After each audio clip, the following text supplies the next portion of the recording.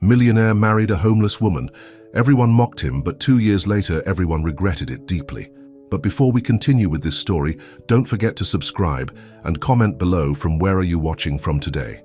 The January wind whipped through the streets of Manhattan, making everyone walk faster to escape the bone-chilling cold.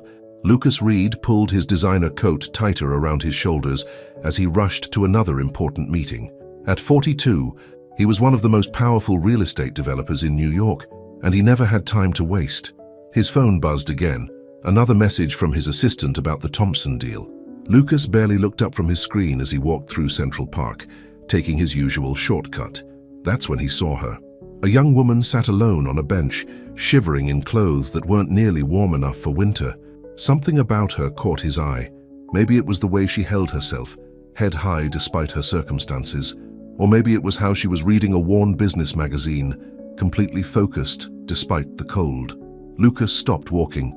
For the first time in years, he acted without thinking about profit margins or business strategies. He took off his $5,000 cashmere coat and walked over to the bench. "Here," he said, draping it over her shoulders. "Stay warm." Before she could respond, he walked away, already late for his meeting. He didn't see how the woman watched him go, her eyes filled with curiosity and something else, recognition.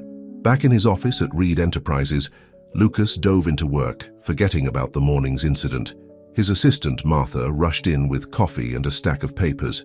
"The board members are getting anxious about the Thompson Heights project," Martha said, organizing files on his desk. "They're saying we need to move faster on the evictions." Lucas rubbed his temples. Thompson Heights was his biggest project yet, turning an old neighborhood into luxury apartments. Sure, people would lose their homes, but that's how business worked. At least, that's what he kept telling himself. "Schedule a board meeting for tomorrow," he said, "and get me the latest numbers on the project." That evening, Lucas worked late as usual. The office emptied out, leaving him alone with his thoughts and the city lights twinkling outside his window. He couldn't shake the feeling that something was changing. Maybe it was giving away his favorite coat, or maybe it was the guilty thoughts about Thompson Heights, but something felt different. His phone rang, his mother calling again. He let it go to voicemail, like always. Ever since his father died 5 years ago, she'd been trying to get him to slow down, to think about more than just work. But Lucas had built his empire by staying focused, and he wasn't about to change now. 3 weeks later, Lucas stood in the grand ballroom of the Plaza Hotel, uncomfortable in a new tuxedo. The annual charity gala for New York's elite was the last place he wanted to be, but appearances mattered in his world. He was about to sneak out early when he saw her. The woman from the park was walking through the crowd in a stunning blue gown, turning heads as she passed. But it wasn't just her beauty that caught attention.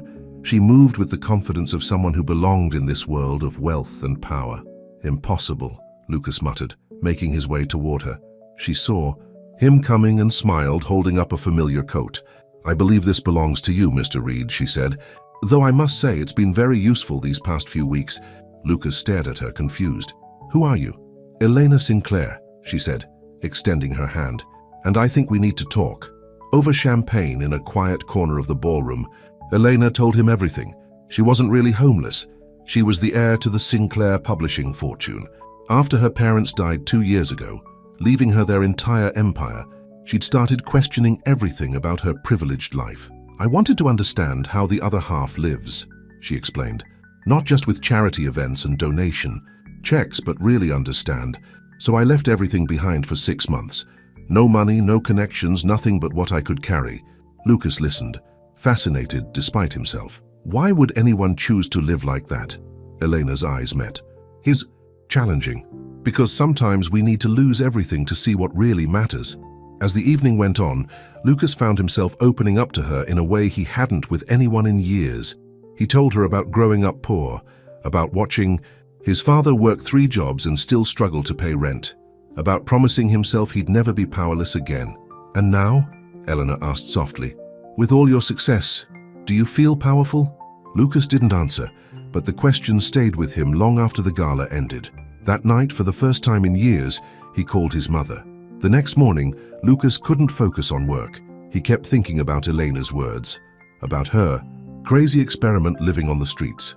When his assistant brought in the latest eviction notices for Thompson Heights, he found himself staring at the names. These weren't just numbers on a page. They were families, people with stories, dreams, and nowhere else to go. "Martha," he called out, "get me Elena Sinclair's number." She answered on the second ring. "I was wondering how long it would take you to call," she said, and he could hear the smile in her voice. "Have lunch with me," he said. "I want to hear more about your time on the streets." "Better idea," Elena replied. "Meet me at St. Mary's Shelter on 28th Street. Wear something casual, very casual. It's time you saw my world." Lucas almost said no. He had meetings, deadlines, a whole company depending on him. But for the second time since meeting Elena, he did something completely unplanned. "Give me an hour," he said. The rest, as they say, was just the beginning. St. Mary's Shelter wasn't what Lucas expected. Instead of the dark, dirty place he'd imagined, he found a clean building full of people, trying their best to get back on their feet. Elena was waiting outside, dressed in jeans and a simple sweater. She looked just as beautiful as she had in her ball gown at the gala. "Ready to see how the other half lives?" she asked, leading him inside. Lucas felt completely out of place in his designer clothes, even though he'd tried to dress down. People looked at him with suspicion as Eleanor showed him around. The shelter's main room was filled with folding tables where people sat, eating lunch. "Sarah," Eleanor called out to an elderly woman serving food. "This is my friend Lucas I told you about." Sarah wiped her hands on her apron and gave Lucas a long look. "So you're the one who gave Elena your coat. That was kind of you." She turned to Elena. "Though I still think you were crazy to do that experiment of yours, a beautiful young woman like you living on the streets. It taught me more than business school ever did," Elena said. She touched Lucas's arm. "Come on, there's someone else I want you to meet."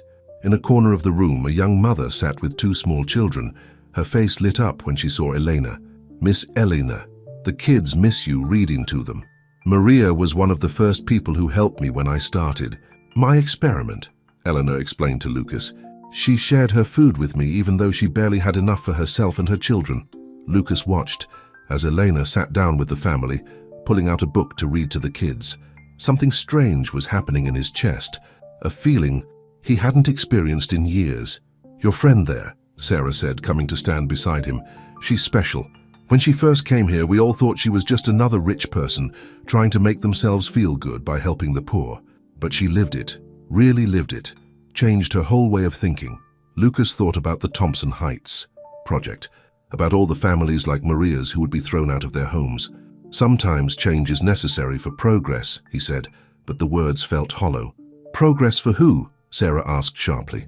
She walked away, leaving Lucas with his thoughts. Later, over coffee at a small diner near the shelter, Eleanor told him more about her time on the streets. "The hardest part wasn't the cold or the hunger," she said. "It was feeling invisible. People would look right through me like I didn't exist." "Is that why you started this whole experiment?" Lucas asked. "To understand what it feels like." Eleanor stirred her coffee thoughtfully. "Partly. After my parents died, I inherited everything. The company, the money, their social position. Everyone wanted something from me. I couldn't tell who was real anymore." She looked up at him. "That's why your act of kindness with the coat meant so much. You didn't know who I was. You just saw someone cold and helped." "I'm not that good a person," Lucas said. "I'm about to evict hundreds of families for my new development project." "The Thompson Heights project? I've heard about it." Eleanor's voice was careful, neutral. "What will happen to the people living there now?" Lucas shifted uncomfortably. "They'll get relocation assistance. It's all legal." "Legal doesn't always mean right," Elena said softly. She reached across the table and touched his hand. "But the fact that it bothers you means you're not the cold businessman you pretend to be."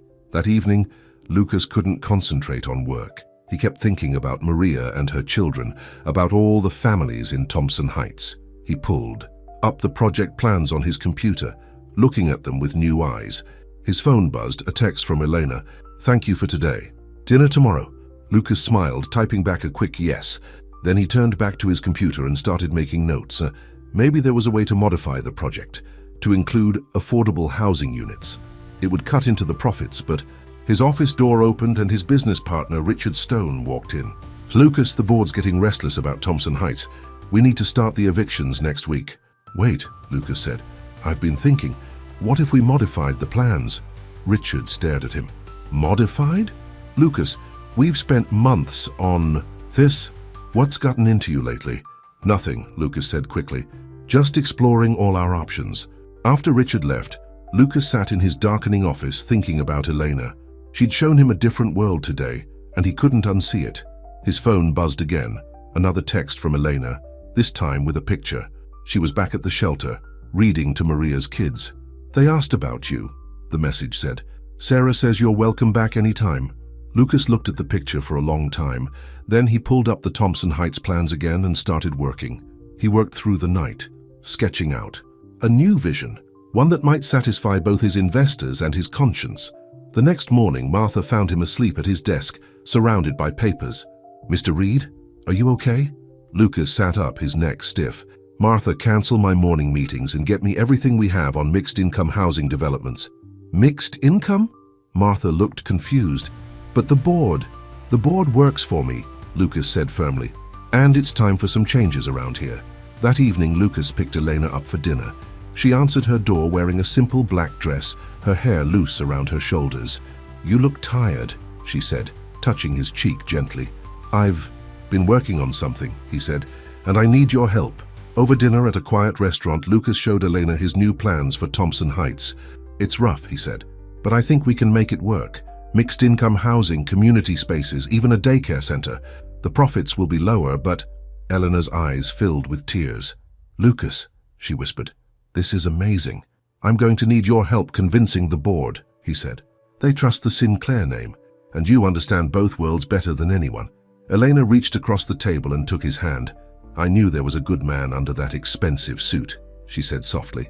But as they left the restaurant, neither of them noticed the photographer hiding in the shadows, or the fact that Richard Stone was watching from his car across the street, his face dark with anger. The next morning, everything would change. Lucas woke up to his phone ringing non-stop. Dozens of missed calls from Martha, Richard, and board members filled his screen. When he opened his email, his heart stopped.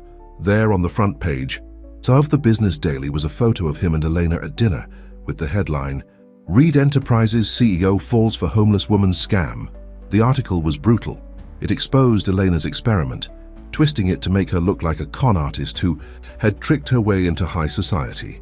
There were quotes from anonymous sources claiming she was after the Reed fortune, using her time on the streets to create a sympathetic story. "Sir," Martha's voice came through his phone, "the board is demanding an emergency meeting. They're gathering in an hour." Lucas tried calling Eleanor, but her phone went straight to voicemail. He sent a quick text. "Don't read the papers, I'll fix this, trust me." The elevator ride to the boardroom felt like the longest of his life. When he walked in, Richard Stone was already there, standing at the head of the table like he owned the place. "Lucas," Richard said, his voice dripping with fake concern, "we're all worried about you getting involved with this woman, and now these plans to change Thompson Heights. This isn't like you." "Elena Sinclair is not a con artist," Lucas said firmly. "And the new plans for Thompson Heights are solid. If you just look at the numbers—" "The numbers," Richard laughed. "Lucas, wake up. This woman has got you throwing away millions on some bleeding heart fantasy. The board has concerns about your judgment." "My judgment?" Lucas felt his anger rising. "I built this company from nothing. Every major success we've had came from my decisions." "Yes," Richard said smoothly, "which is why it's so tragic to see you destroying it all for a woman who pretends to be homeless for attention." The board members shifted uncomfortably in their seats. Lucas looked at each of them, men and women he'd worked with for years. None of them would meet his eyes. "We're calling for a vote of no confidence," Richard announced. "Until you come to your senses, we think it's best if you step back from day-to-day operations." Lucas felt like he'd been punched in the gut. "You can't do this, I'm the majority shareholder." "Check your contracts, Lucas," Richard smiled. "In cases where the CEO's judgment is impaired, the board can vote for temporary removal." "Don't worry, we'll take good care of your company." Lucas stormed out of the building, his mind racing. He needed to find Elena, to warn her, to explain. He drove to her apartment, but she wasn't there. He tried the shelter next, where Sarah met him at the door. "She was here earlier," Sarah said, her face worried. "She saw the article. Lucas, she was crying. I've never seen her like that." "Where did she go?" "She didn't say." "But Lucas?" Sarah caught his arm. "Those things in the article, about her using people, about it all being a scam, they're not true. That girl has the biggest heart of anyone I know." Lucas finally found Elena in Central Park, sitting on the same bench where they'd first met. She looked small and vulnerable, nothing like the confident woman he'd come to. "No, Elena," he said softly, sitting beside her. Did you know, she asked, her voice hollow, about the article? About what they were saying? No, Lucas said firmly. Eleanor, look at me. I had nothing to do with this. Richard Stone is trying to take control of my company. He's using you to do it. Eleanor wiped her eyes. Maybe he's... right? Maybe I was fooling myself thinking I could live in both worlds. I'm not the sophisticated heiress anymore, but I'm not really the girl from the streets either. I don't belong anywhere. Lucas took her hand. You belong with me, he said. Listen, I don't care about the company. Well, I do, but not as much as... Don't. Eleanor pulled her hand away. Don't throw away everything you've built because of me. I've caused enough damage. You haven't caused anything, Lucas insisted. You opened my eyes, made me see what really matters. Elena, But she was already standing up, backing away. I need time, Lucas, to think, to figure out who I really am. Elena, please. Goodbye, Lucas. He watched her walk away, feeling more lost than he'd ever felt in his life. His phone buzzed. More messages from the board, from reporters, from Richard. He ignored them all. Back in his apartment that night, Lucas poured himself a drink and looked out at the city lights. Everything he'd built was slipping away. His company, his reputation, and now Elena. He thought about his father, about all those years of watching. Him work himself to death just to stay afloat. I won't let them win, he said to the empty room. His phone rang, his mother again. This time he answered. Lucas? His mother's voice was warm, worried. I saw the news. Are you okay? No, he admitted. Mom, I've made such a mess of everything. Tell me, she said simply. And for the first time in years, Lucas really talked to his mother. He told her everything. About Eleanor, about Thompson Heights, about Richard's betrayal. When he finished, there was a long silence.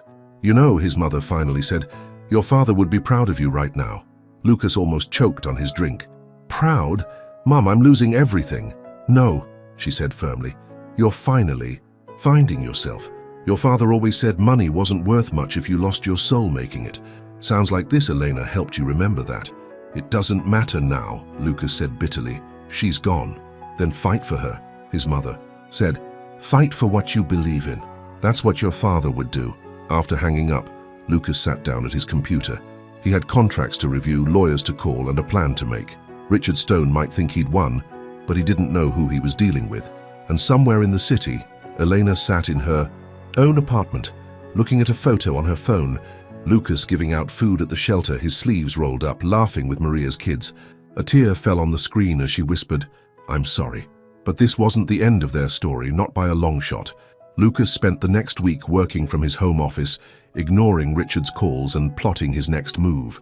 His mother had moved in temporarily, bringing home-cooked meals and quiet support.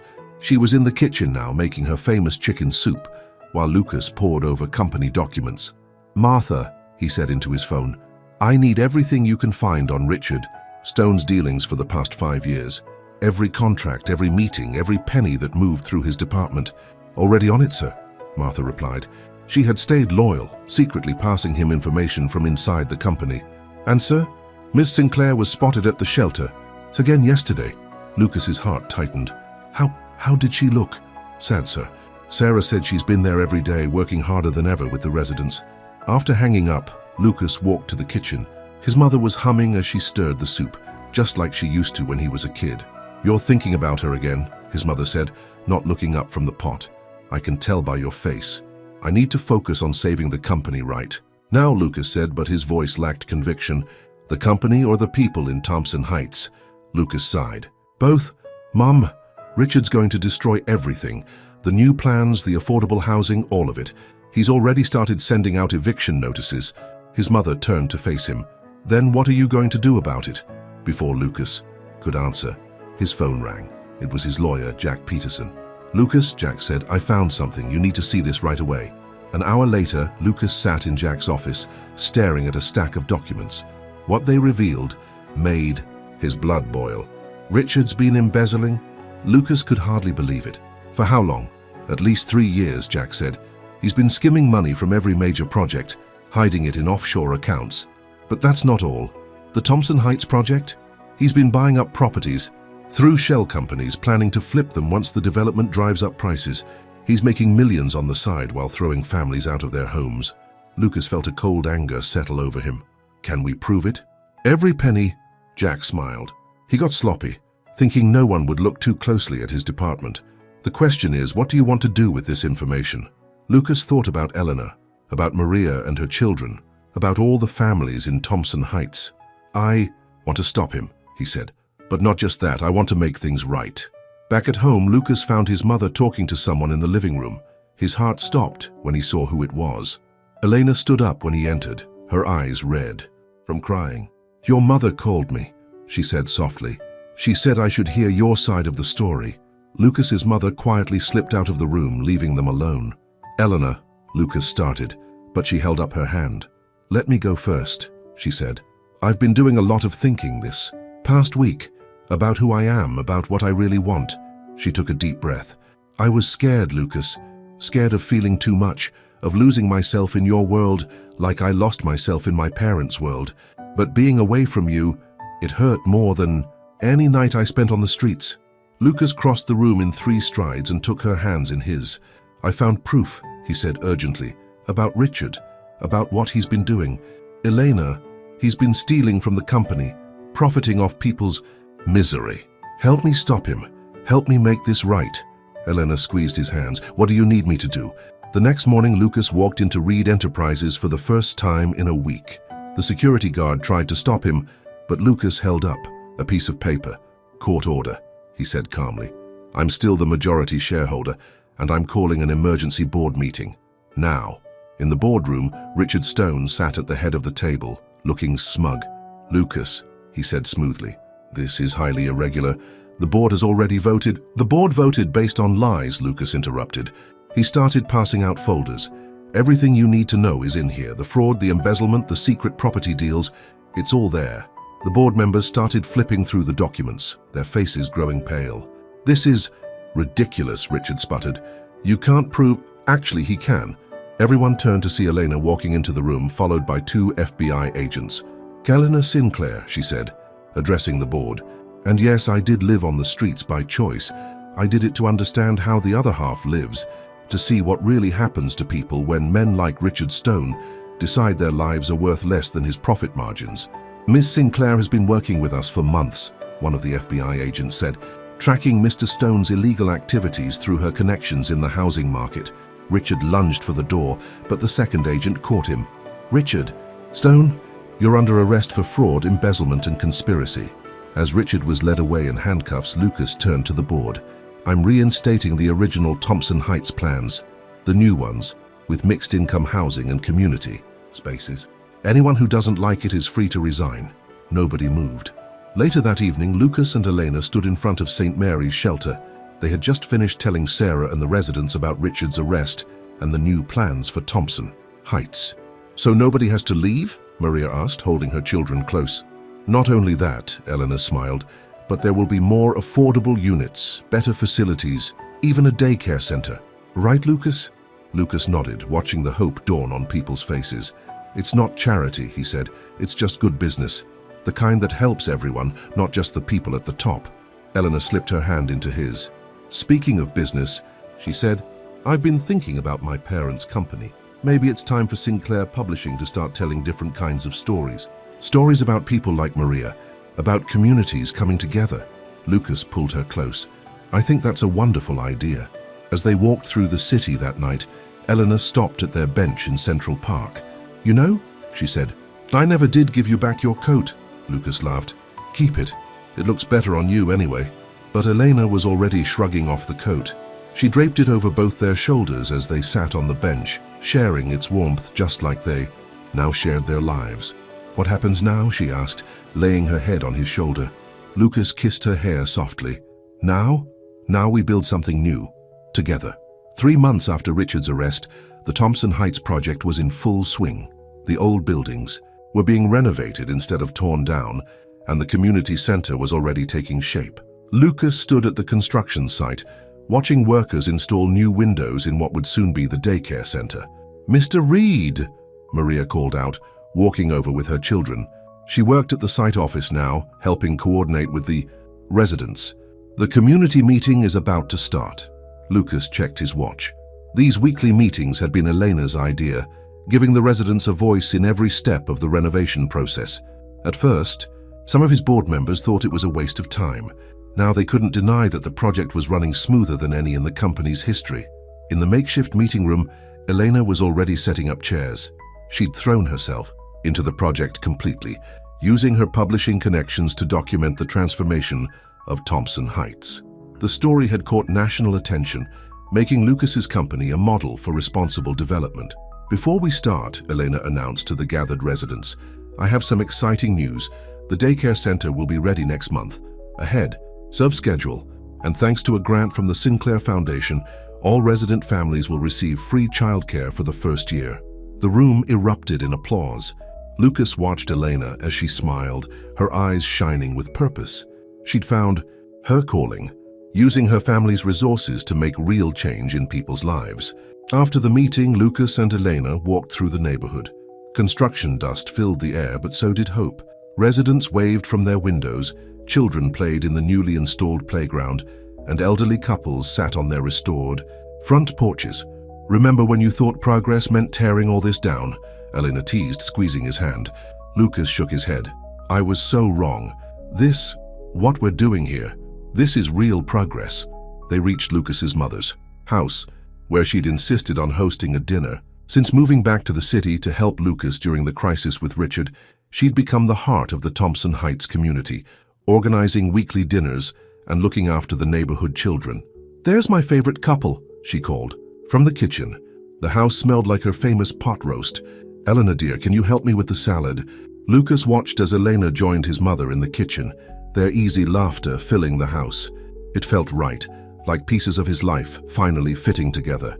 Sarah from the shelter arrived next, followed by Martha, who had been promoted to project director after her loyalty during the Richard Stone scandal.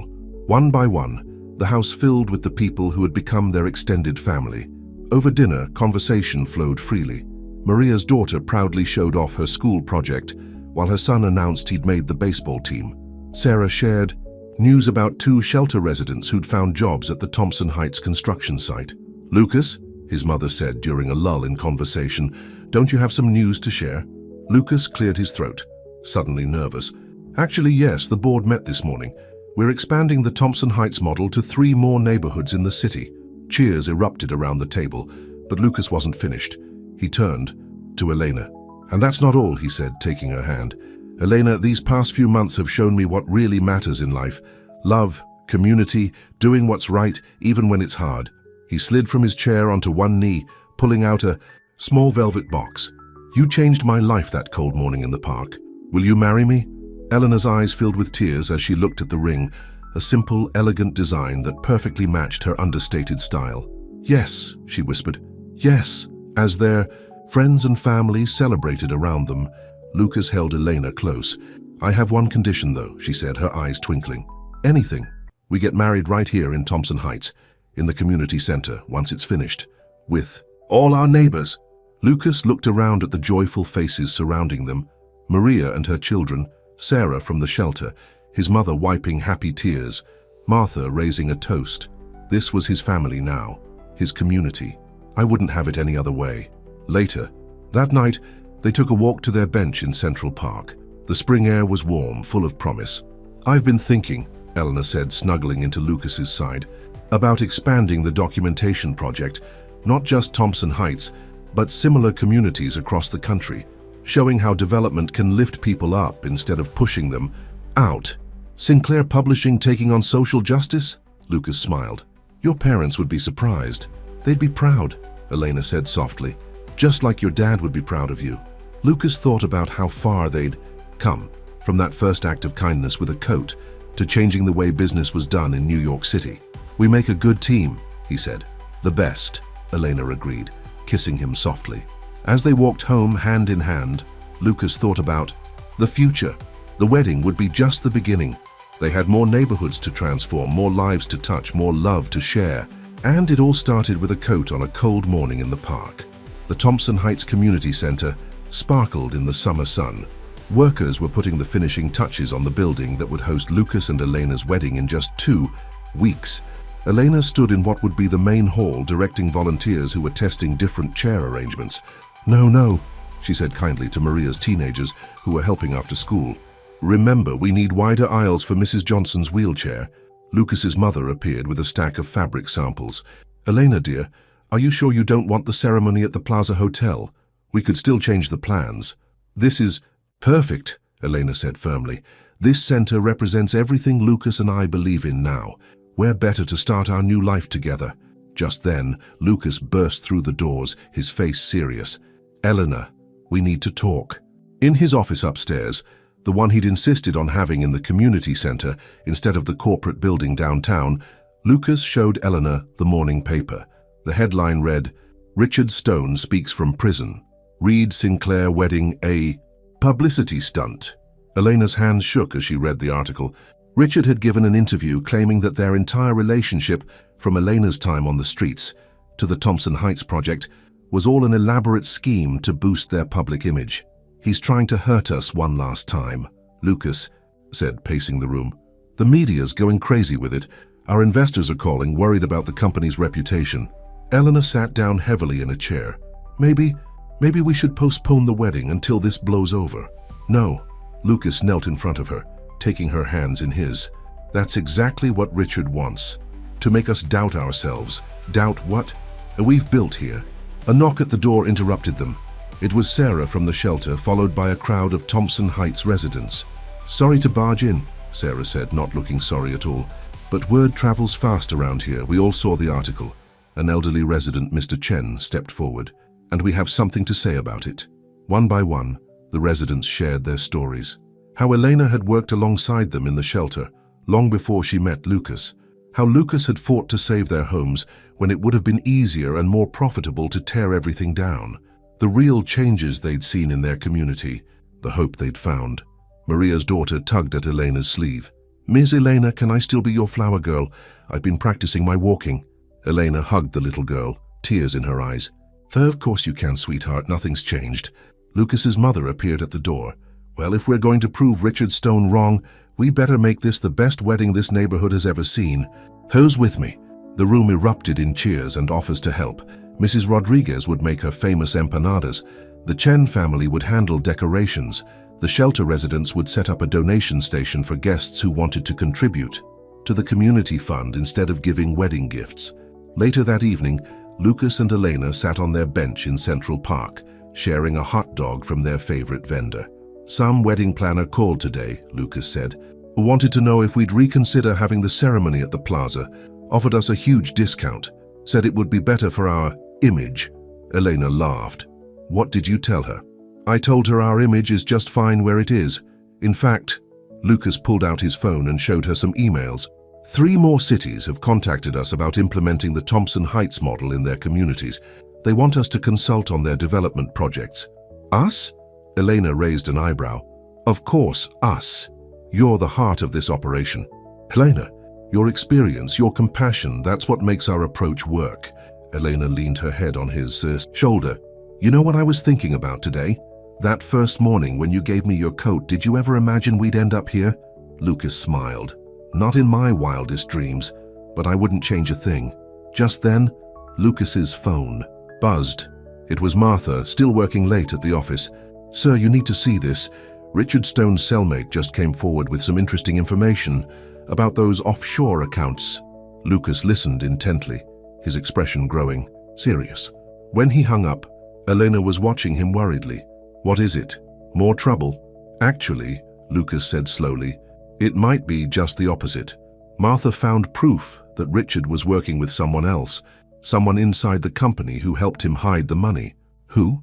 We don't know yet, but whoever it is, they're still out there, and they might not be happy about our plans to expand the Thompson Heights project to other cities." Eleanor sat up straighter. "Then we'll find them, together, just like we've handled everything else." They walked home through the busy streets, past the lit-up windows of Thompson Heights where families were having dinner, children were doing homework, and a community was thriving. Their community. As they reached their apartment building, Elena stopped. "Lucas, promise me something? Anything. Promise me we'll never forget where this all started, that no matter how big the company gets, no matter how many cities we help, we'll always remember that sometimes the biggest changes start with the smallest acts of kindness." Lucas pulled her close. "Like giving a coat to a stranger on a cold morning?" "Exactly like that." Above them, the stars twinkled. Over New York City, promising new adventures, new challenges, and new chances to make a difference. But for now, they had each other, their community, and a wedding to plan. And somewhere in a prison cell, Richard Stone was about to learn that his latest attempt to destroy them had only made them stronger. 1 week before the wedding, Lucas sat in his community center office, staring at the documents Martha had brought him. The evidence was clear. Richard Stone hadn't worked alone. Bank transfers, forged signatures, deleted emails. It all pointed to someone high up in the company, someone who was still there. "Sir," Martha knocked on his door. "Miss Sinclair is here with the wedding photographer." Lucas quickly put the papers away. He hadn't told Elena about his investigation. She had enough to worry about with the wedding preparations, and he didn't want to spoil her happiness. Elena burst in, radiant in a summer dress. "Lucas, you won't believe who agreed to be our photographer. Remember Jamie from the shelter? He's been doing amazing work documenting life in Thompson Heights. I thought he could—" She trailed off, noticing his distracted expression. "What's wrong?" "Nothing," Lucas said quickly. "Just some business papers. Jamie sounds perfect for the wedding." But Elena knew him too well now. "Lucas Reed, don't you dare shut me out. We're about to be married. Whatever it is, we face it together." Before Lucas could respond, his phone rang. It was Jack, his lawyer. "Lucas," Jack's voice was urgent. "We found something. Those offshore accounts, they're still active. Someone's been moving money around, trying to hide the trail. But here's the interesting part. Some of those transactions link back to Bradley Wilson." Lucas felt his blood run cold. Bradley Wilson was one of his oldest friends, a senior vice president at Reed Enterprises. They'd started the company together, built it from nothing. "That's impossible," Lucas said. "Brad would never—" "The evidence is solid," Jack insisted. "And there's more. He's been meeting with developers who lost money when we changed. The Thompson Heights plans. They're not happy about our expansion to other cities." After hanging up, Lucas had to tell Elena everything. She listened quietly, her face growing more serious with each detail. "We have to stop the wedding," Lucas finally said, "until we figure this out. If Brad is really behind this—" "No," Elena said firmly. "We are not letting them win. Not Richard, not Brad, not anyone. This wedding isn't just about us anymore. It's about everything we believe in, everything we're fighting for." Just then, they heard a commotion outside. Maria burst into the office, out of breath. "Someone broke into the community center last night," she gasped. "The construction office. All the plans for the other city projects are gone." Lucas and Elena rushed downstairs. The office had been ransacked, computers smashed, files scattered everywhere. But worst of all, spray painted on the wall in red letters was a message. "Stay in your lane, Reed." The police came and went, taking statements and photos. The residents gathered in the main hall, worried and angry. This center was their home, their symbol of hope. "I know who did this," Lucas announced to the crowded room, "and I promise you they will not get away with it." That evening, Lucas sat in his mother's kitchen telling her everything about Brad's betrayal. "I should have seen it," he said bitterly. "All those years he was probably laughing behind my back, thinking I was a fool for changing, for caring about more than just profits." His mother touched his hand gently. "No, Lucas. Caring about people never makes you a fool, but sometimes it makes you a target." "What do I do, Mom? Brad knows everything about the company, about our plans. He could destroy everything we're trying to build." "Then don't let him," his mother said simply. "You're not alone anymore, son. You have Elena. You have this community. Use that strength." Later that night, Lucas found Elena in their apartment, surrounded by wedding seating charts and community center rebuilding plans. "I've been thinking," she said without looking up, "about Brad, about Richard, about all of it. They keep trying to destroy us because they don't understand us. They think love makes us weak, that caring about people is a weakness they can exploit. Isn't it?" Lucas asked softly. "Look at what happened today." Elena stood up and wrapped her arms around him. "No, love makes us stronger. Every person in Thompson Heights, every life we've touched, that's our strength. Brad and his friends can steal papers and smash computers, but they can't steal what really matters." Lucas held her tight, breathing in her familiar scent. "I'm scared, Elena. Not of Brad, not of losing money or the company. I'm scared of losing this, our life, our community, everything we've built together." "Then we fight for it," Elena said firmly, "starting with our wedding. In fact," she pulled away, a familiar gleam in her eye, "I have an idea." Next morning, Lucas called an emergency board meeting. Brad Wilson sat at the table, looking concerned but not guilty. "As you all know," Lucas began, "our community center was vandalized last night. Our expansion plans were stolen. But what the thieves don't know is that those weren't the real plans." Brad shifted uncomfortably in his chair. "The real plans," Lucas continued, "are safe and they're bigger than ever. Elena and I have decided to announce our new national initiative at our wedding next week. Every major media outlet will be there along with community leaders from cities across the country." "You can't be serious," Brad burst out. "Lucas, be reasonable. This social justice crusade has gone too far." The shareholders, Lucas interrupted. "You mean the ones you've been stealing from for years? The ones whose money you helped Richard hide in offshore accounts?" The color drained from Brad's face as Lucas laid out the evidence. By the time the FBI agents entered the room, Brad had already confessed everything. That night, the Thompson Heights community gathered for their weekly dinner, this time in the park since the center was being repaired. Under the stars, surrounded by the people who had become their family, Lucas and Elena shared their new plans. "We're not just building houses," Elena announced. "We're building a movement, and it starts right here with all of you." As the residents cheered and hugged them, Lucas pulled Elena close. "You know," he whispered, "for our honeymoon we could visit some of those other cities. Meet the communities, share our story." Elena laughed. "Most brides want a beach in Bali. I get community organizing across America? Is that a yes?" "That's a definitely yes." Above them, the stars twinkled with promise, while across the city, Brad Wilson sat in a cell next to Richard Stone, both men wondering how they'd so completely misunderstood what really makes a person and a community strong. The morning of the wedding dawned bright and clear. The Thompson Heights Community Center had been transformed. Flowers donated by local shops filled every corner.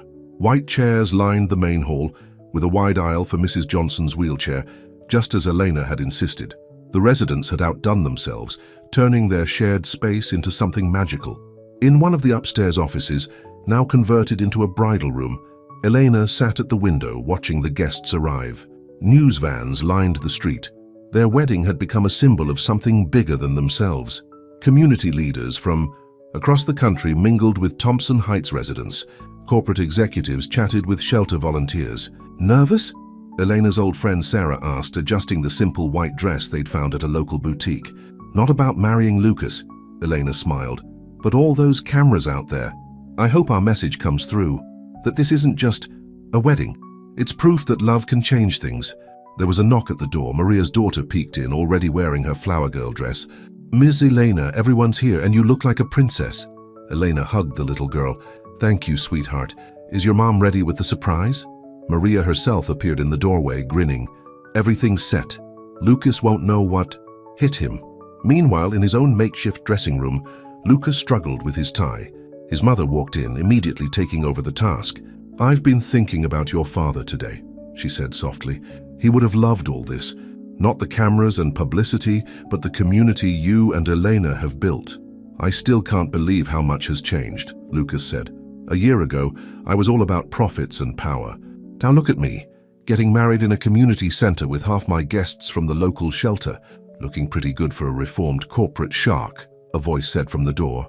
It was Jamie, their photographer from the shelter, now dressed, in a neat suit with his camera around his neck. "Ready for some pre-wedding shots?" As Jamie took photos, Lucas's mind wandered to the past year. Meeting Elena, the scandal with Richard, Brad's betrayal. It all seemed like another lifetime. Now with their national initiative about to launch and communities across the country ready to join their movement, the future looked brighter than ever. Another knock at the door. Martha entered, tablet in hand. "Sir, you need to see this." She showed him a news alert. Brad Wilson had made a statement from prison, but not the kind they expected. He'd confessed everything, not just about the money, but about his own journey from idealistic young businessman to hardened criminal. "I lost my way," Brad's statement read, "watching Lucas and Elena change, seeing what they built in Thompson Heights. It made me realize how far I'd fallen. I can't undo what I did, but I can say they were right. Real success isn't about money, it's about people." Lucas handed the tablet back to Martha, his hands shaking slightly. "Make sure Elena sees this," he said quietly. Finally, it was time. Lucas stood at the front of the hall, watching as the guests settled into their seats. Mrs. Johnson wheeled to her special spot in the front row, beaming with pride. The Chen family distributed handmade programs. Shelter residents sat next to corporate executives, all equal on this day. The music started, not the traditional wedding march, but a song performed by the Thompson Heights Children's Choir. Maria's daughter led the procession, scattering flower petals with perfect concentration. Then Elena appeared, and Lucas forgot about everything else. She was radiant in her simple dress, carrying a bouquet of flowers from the community garden. But it was her smile that took his breath away. That same smile that had captured his heart on a cold morning in the park. The ceremony was simple and heartfelt. They exchanged vows they'd written themselves, speaking of love and commitment, not just to each other, but to their shared vision of a better world. "Lucas," Elena said, her voice clear and strong, "you gave me your coat on a cold morning, but you also gave me your heart. Together, we've built something beautiful. Not just a relationship, but a community, a family, a movement. I promise to stand by you as we continue this journey, to love you through every challenge, and to never forget that the greatest changes start with simple acts of kindness." Lucas had to take a moment before he could speak. "Elena, you opened my eyes to what really matters. You showed me that true wealth isn't in bank accounts, but in the lives we touch and the communities we build. I promise to love you, support you, and work beside you as we continue to prove that love and compassion are the best investments anyone can make." As they exchanged rings, a murmur went through the crowd. Through the windows, they could see people gathering outside, residents from all over Thompson Heights coming to be part of the celebration. That's when Maria's surprise was revealed. As Lucas and Elena were pronounced husband and wife, the doors opened wide. The crowd outside released hundreds of butterflies, a symbol of transformation and hope. At the reception, which spilled out into the streets like a neighborhood festival, Lucas and Elena made their big announcement. The Thompson Heights model would be expanding to 20 cities across the country, with local communities leading the way. "This is just the beginning," Elena told the gathered reporters. "What started with a coat on a cold morning has become a movement, and we're just getting started." Later that night, as the celebration continued around them, Lucas and Eleanor slipped away to their bench in Central Park. "Mrs. Reed," Lucas said softly, "are you ready for our next adventure?" Eleanor leaned against him, watching the city lights twinkle. "As long as we're together, I'm ready for anything." They sat in comfortable silence, knowing that tomorrow they'd begin their honeymoon tour of cities ready to transform, just like Thompson Heights. But for now they had this moment, this bench, this love that had changed not just their lives, but countless others. And somewhere in the night, a gentle breeze carried the sound of celebration from Thompson Heights, a community that had become a family, a dream that had become reality, and a love story that was really just beginning. "Welcome to Detroit." The banner stretched across the community center was slightly crooked, but the smiles of the people beneath it were perfectly genuine. Lucas and Elena held hands as they walked into their first stop on what the media had dubbed their Hope and Homes Tour. 2 months after their wedding, they were bringing the Thompson Heights model to communities across America. Detroit was their first stop, and the excitement was contagious. "It's just like Thompson Heights was in the beginning," Elena whispered to Lucas as they met with local residents. The same worried faces, the same desperate hope that this time change would be real. Mary Jackson, a community leader in her 70s, showed them around the neighborhood. "These houses have been in families for generations," she explained, pointing out homes in need of repair. "But the developers keep trying to force us out. They say it's progress." Lucas nodded, remembering when he used to think the same way. "Progress should lift people up, not push them out," he said. "Show me your community center plans again." Back in their hotel that evening, Lucas and Elena spread papers across their bed, working late into the night. Elena was on the phone, with Martha back in New York. "How's everything at Thompson Heights?" Elena asked, putting the phone on speaker. "The after-school program started today," Martha reported. "Maria's kids are teaching the younger children how to use the new computers. And Mrs. Johnson asked me to remind you about the community garden expansion."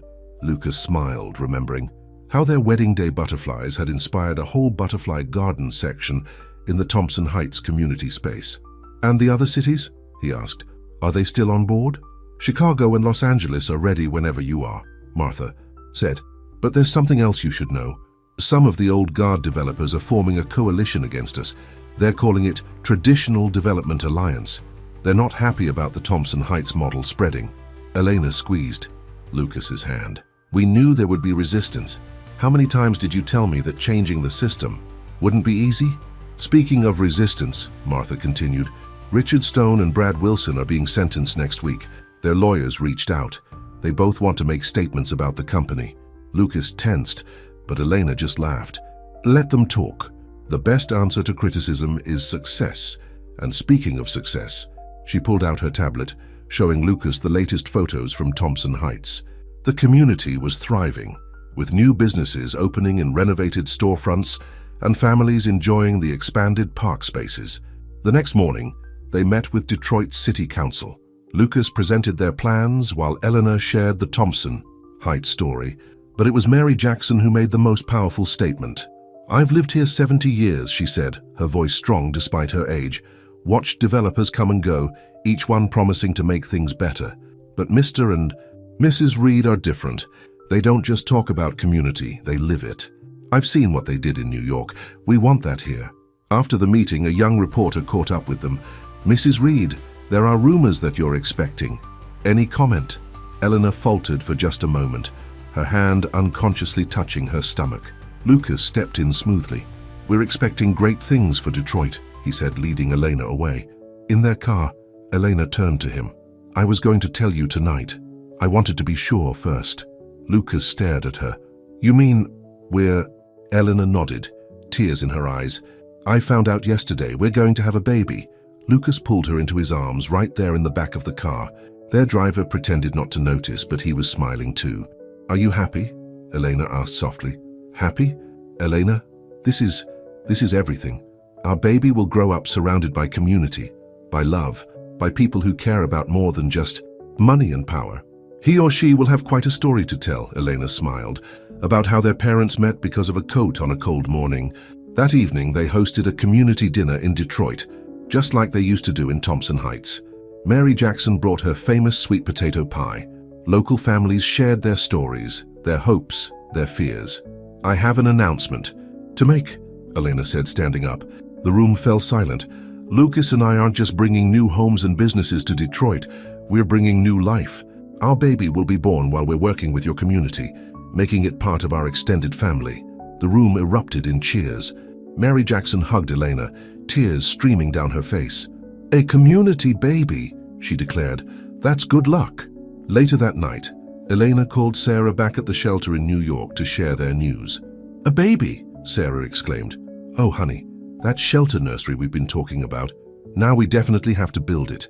As Elena shared their news with Thompson Heights, Lucas sat at the hotel desk making notes. A nursery in every community center they built, childcare programs for working parents, maybe even a scholarship fund for community children. What are you plotting over there? Eleanor asked, hanging up the phone. Just thinking about the future, Lucas said. Our baby won't just have one home. They'll have homes across the country, in every community we help build. Eleanor came to sit on his lap, her head on his shoulder. I love you, Lucas Reed. Even when powerful developers are trying to stop us, even when old friends betray us, even when the whole world seems against us, I love you. And I love you, Elena Reed. You, our baby, and every single person in every community we touch. Outside their window, Detroit's lights twinkled in the darkness. Somewhere in the city, Mary Jackson was probably already planning a community baby shower. Back in New York, Thompson Heights was celebrating their news, and across the country other communities waited for their chance at transformation. Elena yawned, the excitement of the day catching up with her. We should sleep. Big meetings. Tomorrow. But Lucas held her close for a moment longer, thinking about all the changes one simple act of kindness had set in motion. Now they were married, expecting a baby, and spreading their vision across the country. Sweet dreams, he whispered to Elena and their unborn child. Tomorrow we change another piece of the world. 1 year later, Eleanor sat on their bench in Central Park, holding 6-month-old Hope in her arms. The baby girl was wrapped in a familiar cashmere coat, now sized down into a baby blanket. Your daddy gave me this coat, Eleanor told her daughter softly. Right here on this bench. He didn't know it then, but that one small act of kindness would change everything. Lucas joined them, sitting down with coffee for himself and Eleanor. Hope reached for him with chubby hands and he took her. expertly balancing her while Elena sipped her coffee. "Ready for the big day?" he asked. Elena nodded. Today was the one-year anniversary of their first community expansion in Detroit. Representatives from all 20 cities in their program were gathering at Thompson Heights to celebrate and share their success stories. "Mary Jackson's flight landed an hour ago," Lucas said. "Martha's picking her up. She can't wait to see Hope." The Detroit project had exceeded all their expectations. Under Mary's leadership, the community had blossomed. The Traditional Development Alliance had tried to stop them, but their success was undeniable. Other cities were now calling, wanting to be part of what people were calling the Reed Revolution. Back at Thompson Heights, the community center was packed. Familiar faces from New York mingled with visitors from across the country. Maria's children, now teenagers, were giving tours to kids from other communities. Mrs. Johnson, in her wheelchair decorated with butterflies, was teaching a group about the garden she now managed. "Elena, Lucas," Mary Jackson called out, hurrying over to hug them. "And there's my precious Hope." She took the baby, who immediately grabbed for her necklace. "Just like her mama, knows quality when she sees it." Sarah from the shelter joined them, proudly showing off the new nursery wing she managed. "Full every day," she reported. "Working parents know their babies are safe here while they're at their jobs." The ceremony was simple but powerful. Each community shared their story of transformation. In Detroit, small businesses were thriving. In Chicago, crime rates had dropped as community engagement rose. In Los Angeles, former gang members were now working as community organizers. "And it all started with a coat," Elena said in her speech. "One moment of kindness that sparked a movement. But the real heroes aren't Lucas and me. They're all of you, the residents who believed in this vision, who worked to make it real." Lucas took the podium next.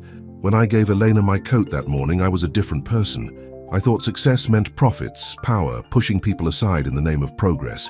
Elena showed me that real progress lifts everyone up. Real success is measured in lives changed, communities strengthened, hope restored." Hope chose that moment to squeal happily from Mary Jackson's arms, making everyone laugh. "That's right, sweetie," Lucas smiled. "You were named for what we believe in.